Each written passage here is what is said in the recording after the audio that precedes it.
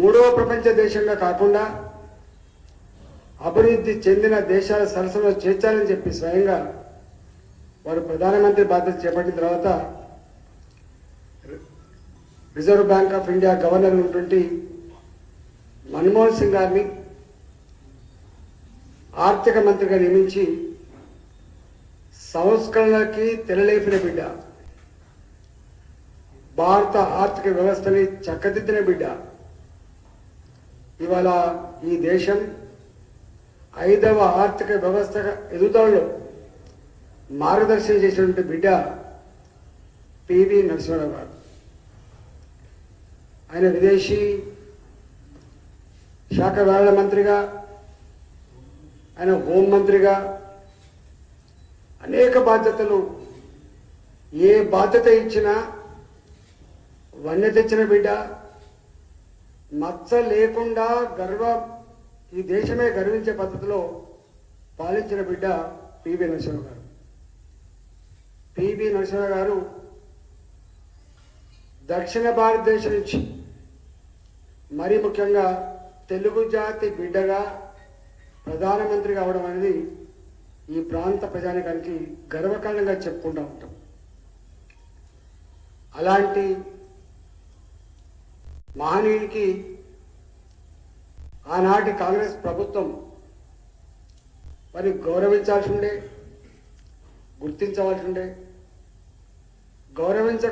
గుర్తించకపోగా వారు పరమపదించినప్పుడు, వారు మరణించినప్పుడు ఢిల్లీలో ప్రధాన మంత్రుల శ్మశాన వాటికల పక్కన ఉన్నటువంటి పివి నరసింహారావు గారిని వీరు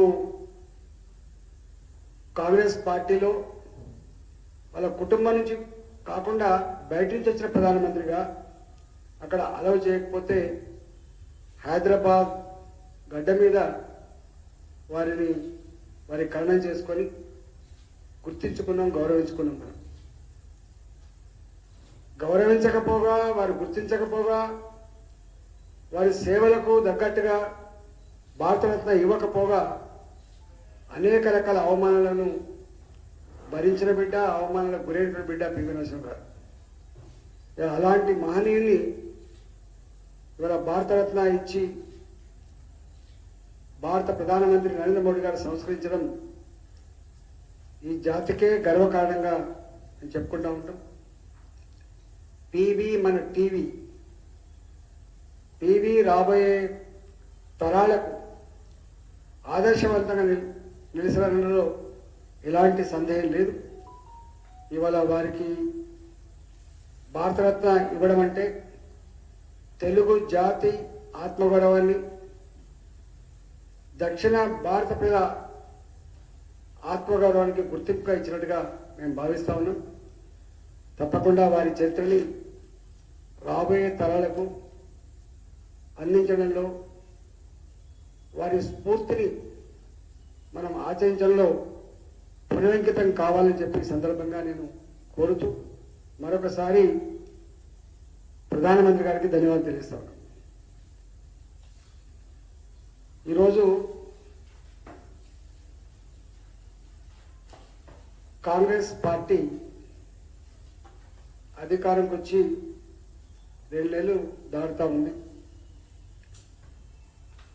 మొట్టమొదటి ఓటాన్ బడ్జెట్ ప్రవేశపెట్టింది. కేంద్ర ప్రభుత్వం బడ్జెట్ సంపూర్ణమైన బడ్జెట్ రాలేదు కాబట్టి, అక్కడ కూడా ఓటాన్ అకౌంట్ బడ్జెట్ వచ్చింది కాబట్టి, సంపూర్ణమైన అంచనాలు లేవు కాబట్టి ఓటాన్ అకౌంట్ బడ్జెట్ ప్రవేశపెడుతున్నట్టుగా రాష్ట్ర ఉప ముఖ్యమంత్రి వర్యులు, ఆర్థిక మంత్రి వర్యులు వారి బడ్జెట్ ప్రసంగం చెప్పడం జరిగింది. మొదటి నుంచి కూడా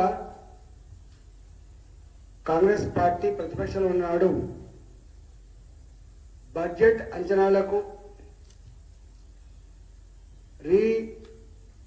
ఎస్టిమేషన్కి లేదా యాక్చువల్ ఎక్స్పెండిచర్కి సంబంధం లేకుండా పోతుందని చెప్పి చాలా సందర్భాల్లో వారు అసెంబ్లీలో ఏకరువు పెట్టిండ్రు.